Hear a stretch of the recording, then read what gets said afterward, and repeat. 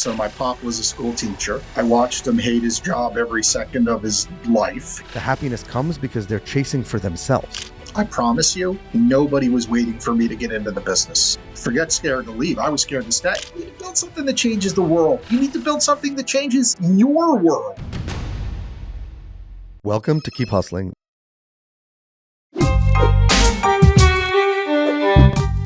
Welcome to Keep Hustling, where we are going past the why to get to the how. I'm your host, the always hustling Aaron Gordon, aka NY Risk Advisor, aka Mr. Keep Hustling. In this podcast, we will be diving deep into the professional and personal successes of our guests to find out how they hustled through the most difficult times in their life and their development to achieve the success they've gotten to today. So buckle up for what hopes to be an amazing ride. And of course, now and always, keep hustling. Welcome to Keep Hustling with my guest, Jay Sapovits. Jay, thank you so much for being here today. Very nice to see you. We have dueling neon. That's it, dueling neon. And I'm going to do my best to remain cordial, even though I'm speaking to someone in Foxborough, Massachusetts. I'm just going to let that roll, and we're just going to keep going. We're not going to, if you guys can find Jay and figure out where he is, we're not going to discuss it any further. And that's it. Maybe this is our year. I don't know, but it is what it is for the Jets. Jay, your journey is a serial one. Everyone should read your bio. Everyone should look at it. Constantly, the bio says it. Constantly reinventing.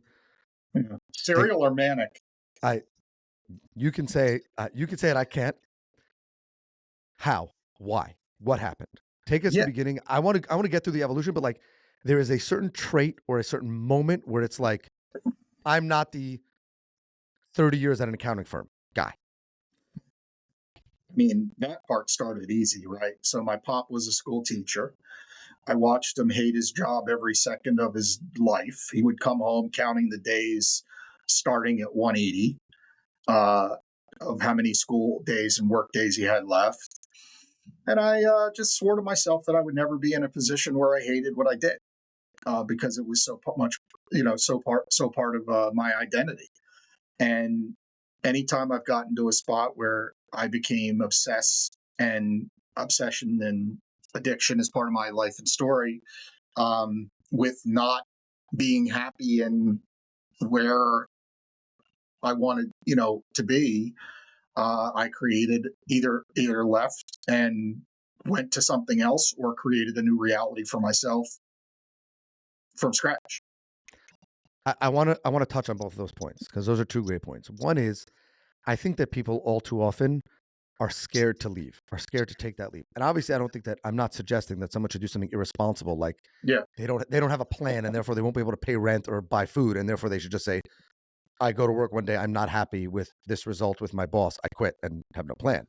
But what is it that has allowed you to take those leaps and not be scared of what if I should have stayed? Well, I mean, I was scared to stay. Forget scared to leave. I was scared to stay. There used to be safety in staying in a career. I don't think that safety exists. And, for me, I never knew entrepreneurialism existed. So when I talk about, I knew I wouldn't stay at a job unhappy, I thought I was going to work for other people. So I didn't have that concept of like, oh, I'll just go start it myself. No, what happened for me was I was in the radio industry and I needed to make a change. And I got into a recovery job when I started that change. And this is 28 years ago. And when I got into that job, I just saw a gap in a market and came up with a plan to fill that gap in the market. And a business owner at the time said yes and funded that. And then I saw another gap and I came up with another plan. So I just kept seeing gaps and came up with plans that other people said yes to. And then eventually I had the courage to just say, all right, I'm going to go do this on my own because I know I can make, if you're making $100,000 a year and you have a solution to a problem, I mean, the question is, can you make 50, right? Because if you can make 50 on your own, and you're making like, it's not zero. If it's zero, then you just have a dumb idea and nobody else has the problem. But if somebody else has the problem, it's just you have the courage to go ask enough people if you can help them and fix that problem that they have. So this isn't something to be overthought. This is a problem. Being an entrepreneur is literally problem solution and courage. Like problem, solution, courage to ask somebody if you can fix it on their behalf, and then charge them a fair and equitable price for it. It's probably going to be low to start, and over time it raises. So, you know, it was all new to me, and I just took action. So I'm not. I see, the resources out there now, and I see guys 22 years old, and this is my side hustle. Like, I don't know anything about side hustles. I think that one very important thing that you spoke about, which is really the foundation of Keep Hustling, is courage. And that courage to say, I've thought about, I'm not just, as you said, I'm not making a stupid decision because no one has a problem and I just think that I should invent something, or I want to, just live on a beach somewhere with no plan. But it's, I want to be happy. This is where I think my happiness is. This is where I think, by the way, and I think that when a person acts courageously and with that courage, the happiness comes because they're chasing for themselves. And yet so often people squash it, and therefore they're not happy when they could have been happier, and they're miserable on all ends when it's like, and by the way, I think you make more money when you're passionate about what you're doing and when you're happy with what you're doing. That doesn't mean every single day, when you have that challenging proposal or that client leaves you, that you say like, this is the greatest thing ever and life is, and it's not hard. But I just think it makes it easier to do the hard things which lead to success when you are passionate about it, or when you do feel that happiness, when you do make that sale or reach that next milestone or fill that gap. I sell t-shirts and swag and merch for a living. That's what I do. That's what my company does. Okay.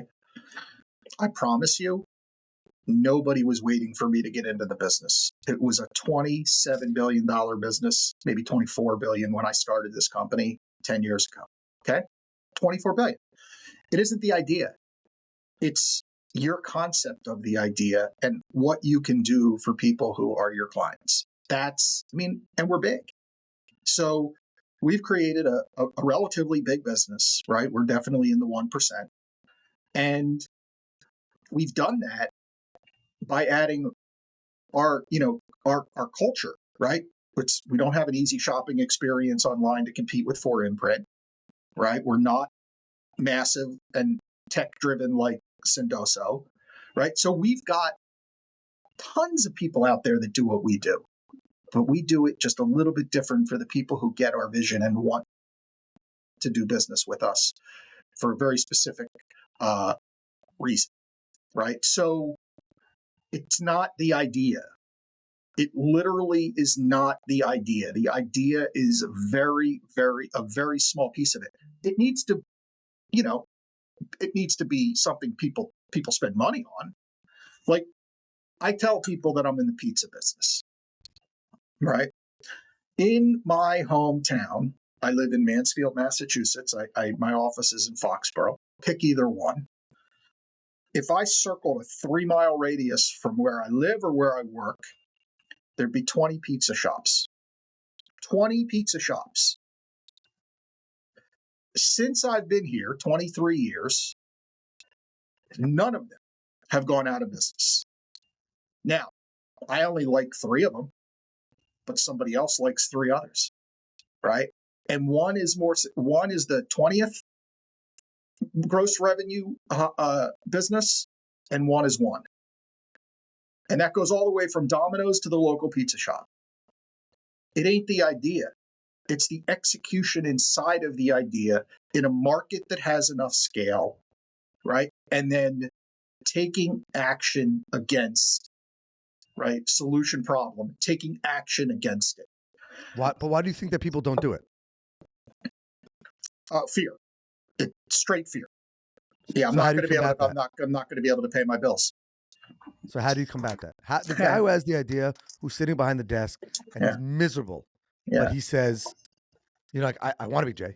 I want to do it. I love it. I can't wait. I want to open a pizza shop. I love pizza. I want to open pizza. There's enough of a market. Yes, there's 19 others, but there's enough of a market, and mine's going to be niche in this, and I'm going to chase it. I love it. But No, it's not for me. Desperation is the answer. How do you do it? Desperation, right? Like But what if people don't want to be desperate? What I'm saying to you is like people don't you have the courage you to have to act on live. desperation. Okay, then they don't do it. I mean, look, I mean the only way I know how to do it is to feel a certain desperation that my life is on the line, my financial life is on the line, my reputation is on the line, my ego, which I try to live in a suppressed ego form, but my ego is on the line. The only way I know how to do it is that way. I don't know any other way. So you're asking me, how do you do it? And I'm telling you, like, if you don't feel like your life is on the line in multiple facets, you're not going to make the extra calls, put in the extra hours. Like, it's hard. It's not easy. Like, I'm not saying being an entrepreneur or getting something going from zero is easy. It's hard. You know what? If it was easy, everybody could do it. We've heard that before a billion times. And it's true. Like, the pain that comes with owning your own shop or being the CEO is not unreal. It's real. Like, there is pain. But so is working for somebody else and having them, like, go watch Office Space a million times. You know why people love the movie? Because it resonates. True. Yes. Right? Of course. TPS reports is a real thing. It's not because it's a real thing, but because it is. Everybody's had some bullshit thing that they've needed, to do for their boss that they've known I worked for a guy that used to ask me to put together monthly reports. And after the third one, I knew he never read the monthly reports. And my colleagues would say to me, he never reads these, right? I said, it's not about him. It's about me getting a greater understanding of the business and what I actually accomplished this month. So I did it for me. So there was some value out of it. But when that erodes your emotional state of mind to the point where you fear Sundays and you watch the clock to leave, like, you got to go and you got to behave desperately. How do you then handle failure when you put it all on the line? Man, I done it. I failed. I failed publicly. It was a tremendous blow. For me, I had a buddy call me after I closed a business. A month later, he asked me to help him run a golf course. I ran a golf course and I spent, 9 months licking my wounds and feeling sorry for myself. And obviously that didn't work. But then I got a break where I, had known some people from a previous industry I was in, and they hired me to be a consultant, and I did meaningful work in that regard. And it gave me the confidence to kind of jump back in and rebuild and redo it again. So the answer to all these questions, Aaron, is always the same. And I know it's really uncomfortable because you want there to be, I'm not saying you, but people want there to be a magic bullet. But the only answer is the same, and it's always take action, do something. Whatever that next right thing is to promote your hustle or to promote your growth is what you have to do. And it doesn't mean you're going to like it. It doesn't mean you're going to be happy about it. I mean, when I closed my business, that's the lowest feeling as I ever thought I could have in life, right? It's like I had nothing but success for 10 years. And then in 3, it was all gone, like zero, like all gone. And I was embarrassed. I was lonely. I was scared. I was frightened. I also had 3, 6, and 8-year-old and a wife and 2 mortgages that weren't yet all paid. And my only choice was to find a stream of revenue or, what. And I did that. And it was lower than I needed. So we, operated at a little bit of a loss for a minute. But, hustled and quickly got that back up to where it needed to be. And, that's, that's the job. There's a great quote that I've mentioned before on the podcast, which is imperfect action is far better than perfect inaction. And I think that so many people are fearful. The number one fear is failing. And one of the things that I'm not as seasoned as many people in the business, and certainly you have far more life experience than I do. That wasn't an age comment, but you mentioned Foxborough, so therefore I have to take a stab at you. I'm We not said we weren't young. going to do it. That is that everybody has failed. Even the greatest business owners are like Apple was gone. Apple was gone. It wasn't a company. Everyone thought it was a joke. Yeah, got bailed out by Pixar. Right, but that it wasn't a thing. Nobody was going to have an iPhone. Microsoft was the only player. And the same thing with Amazon. You can look at the graveyard of failed investments or things but yet I feel like the people who are the most successful are those that keep hustling. And that's why I'm doing this. Yeah. It's the people who yeah. say, you're right. I'm gonna lick my wounds. It's fine. You can have some time, but I gotta do it again. There's no room for inaction. But let me stop you for a second, because you made a comment there that speaks to me at a fundamental level that is just is a pitfall entrepreneurs in the beginning fall into, and I did it for a long time. Okay, Steve Jobs and Jeff Bezos and Mark Zuckerberg, and I could rattle off 100 other guys, are unicorns. Okay, they are make-believe. 1 in a billion, maybe more. Drive down Main Street, okay? See the person who owns the yoga studio. Calculate, I don't know if you do this, I do it. I know a lot of people I know do it, entrepreneurs. Think about what their daily revenues are. Look at the coffee shop that just opened on your Main Street and think about or the one that's been there for 20 years. Or the one that's been there for 20 years. And do the revenue in your head of what there are a lot more.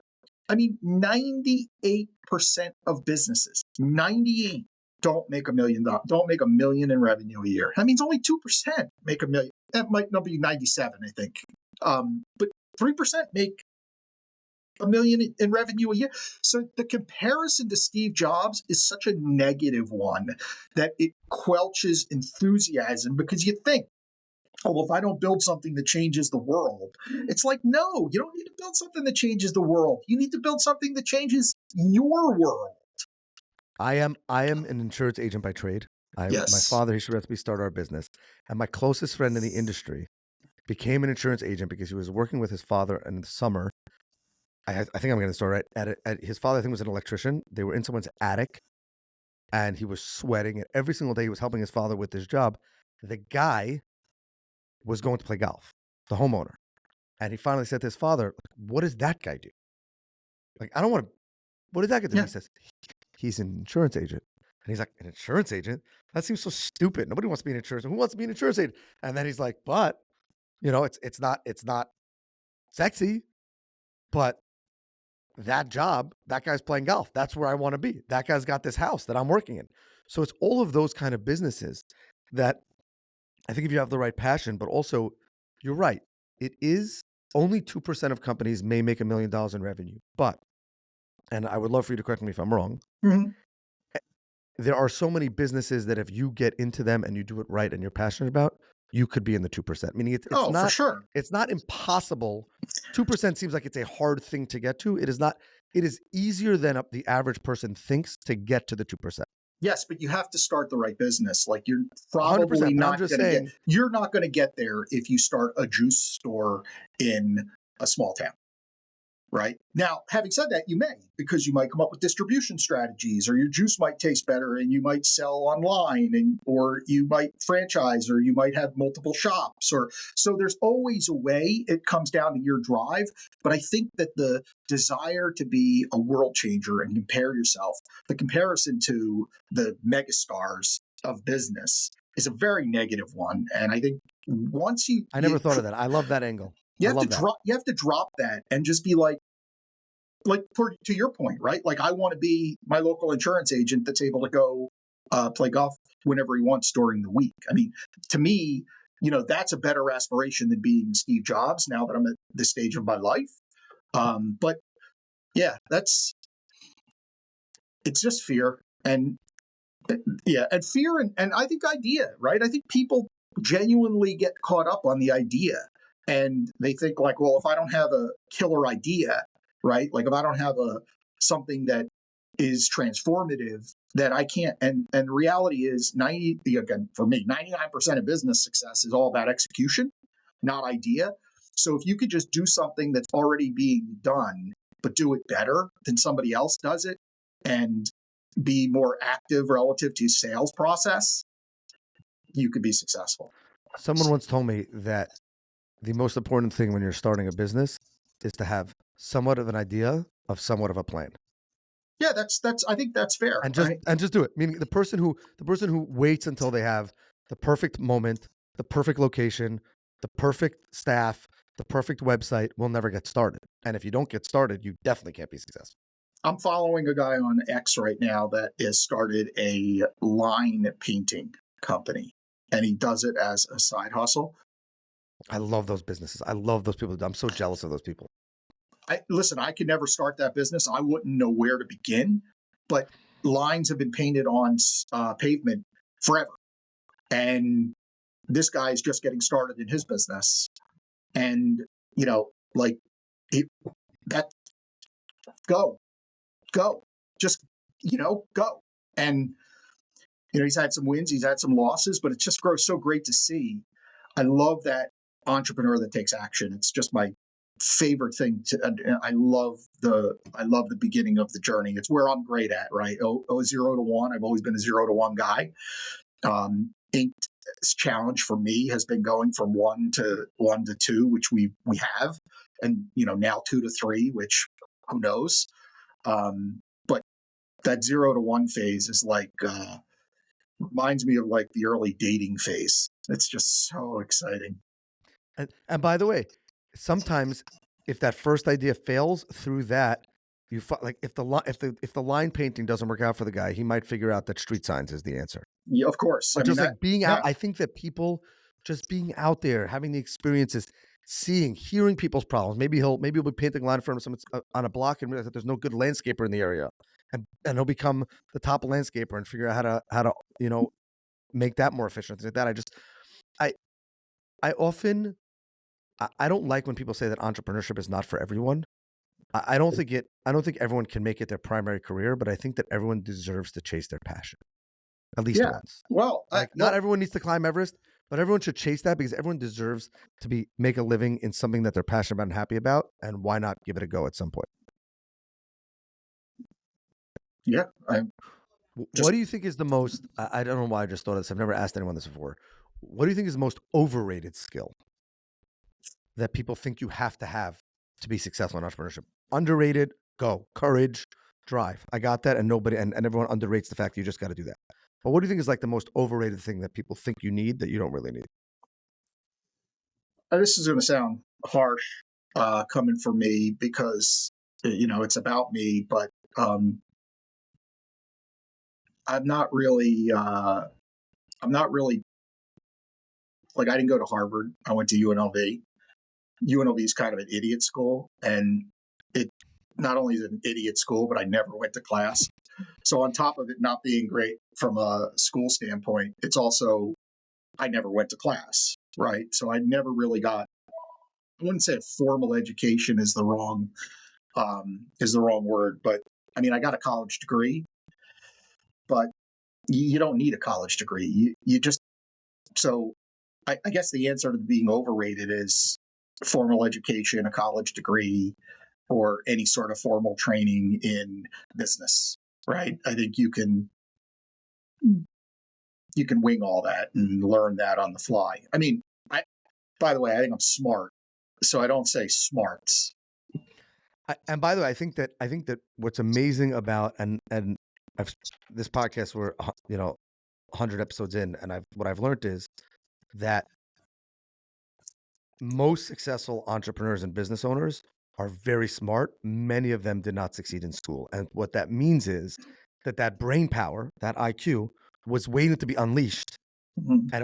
And the classroom wasn't the rocket fuel to unleash it. But they're very smart people. Just school wasn't for them. And I think that one of the things that, and I'm stay away from politics here, but one of the things we should be doing is thinking about how when the kid gets to the middle of middle school Mhm. and they're just failing and they're miserable and they're acting out and they're misbehaving in class and their parents are miserable, the teachers are miserable and they're miserable. Like, maybe we should get back to the trades. Maybe we should do something. I don't know what it is, but there's got to be a path where sitting in a classroom for the next 10 years after that, that just gets bitter. That just, by the way, that creates lazy, bitter people, in my opinion. Not to go off on a tangent, but, and then those people are not ultimately as successful in society as they could be. So that's my rant about Yeah, education. look, I mean, look, so you asked the question, and I think education is the answer. What is the most surprising thing that's happened to you in your entrepreneurial journey? It's interesting because we talked about failing earlier, uh, and how I perceived my failure. When I speak with people from my life back then and now, they don't perceive my failure as a failure. They remember it completely different than me, and that has always taken me by a surprise. And I've also not worked negatively towards myself to remind them of the fact that it wasn't successful. So, how people perceive you and how I perceive me are very surprising. And yeah, But what's interesting about that also is that if you perceived yourself the way they did, you wouldn't have been as driven and back against the wall to be successful. I mean, if you didn't feel it was a failure, you wouldn't have hit the ground as hard when you got back up to be successful again. It it's might have created probably, complacency. yeah, that's probably true. I don't think I was in a life position, and financially, I certainly wasn't, to have complacency.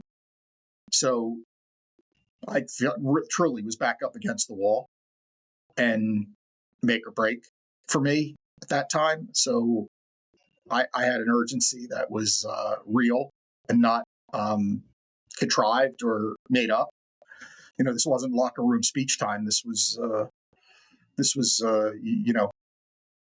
you're on the ice time, and like you're about to go head first into the boards, or skate down the middle of the ice. And fortunately, I found some runway to get down the middle, not get clobbered.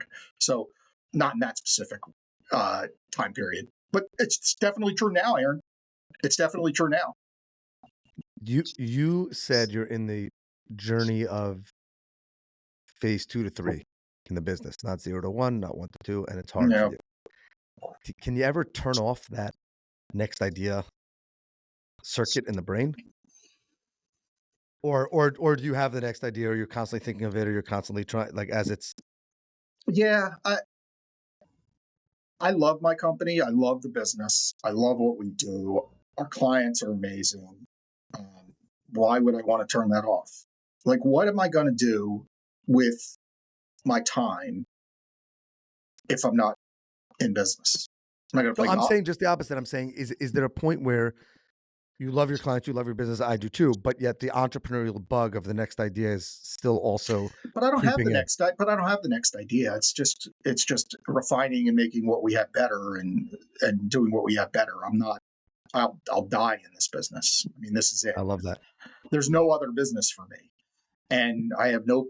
I mean, will I sell the business one day? Maybe, but no plate, nowhere. No end in sight for me right now, and I'm okay with that. I don't fear Sundays. I love them. I want, you know, if I want to, if I want to play golf during the week, I play golf during the week. But that desire hasn't come yet. Don't get me wrong, I get my licks in, but uh, it's I enjoy what I do. I love the people I work with. I mean, I have a great team and staff. I think they like me. Um, they decorated my office for my birthday, which I thought was nice. So I just think, like, I'm pretty fortunate. I've been on the opposite side of it. I've been unhappy with where I've been, and I've just set myself up in a position in my life where I'm not. And that to me is the dream.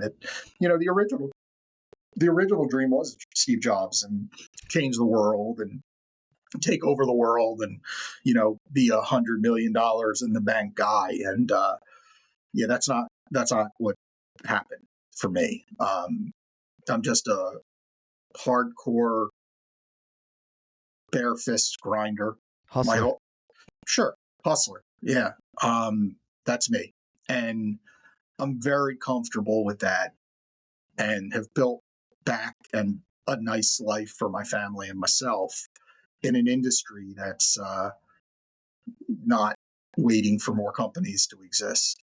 By the way, there's plenty, Aaron. There's plenty of businesses businesses in this industry that are $200,000 in revenue, and that's all they'll ever be. That just didn't appeal to me. So Love that.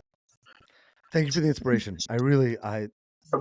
Your I called it serial, you called it manic journey is one that I think everybody will inspire everyone to keep hustling. So really, I appreciate you taking the time to be with us today. thank you. As you know, we have a closing tradition on this podcast. We ask our guests to leave us with their favorite motivational or inspirational quote of what it means to their hustle. So with that, I'm going to say thank you again for being here, and the floor is yours. Well, I appreciate it, Aaron. Yeah, look, giving back and suppression of ego and being selfless is a big thing in my life, and staying humble is what allows me to continue, on this path. So there's a quote that I saw that I live by. It's we rise by lifting others. I love that. I love that. This has been another episode of Keep Hustling with Jay Sapovits. Remember, do well by doing good. And of course, and always, keep hustling. All right, hustlers, that brings us to the end of another fantastic episode. Thank you for listening. Be sure to subscribe to our podcast so you never miss an episode. If you have any suggestions, comments, or even just want to say hello, please feel free to reach out to us on all social media platforms. We are Keep Hustling Pod. Until next time, stay curious, stay hungry, and keep hustling.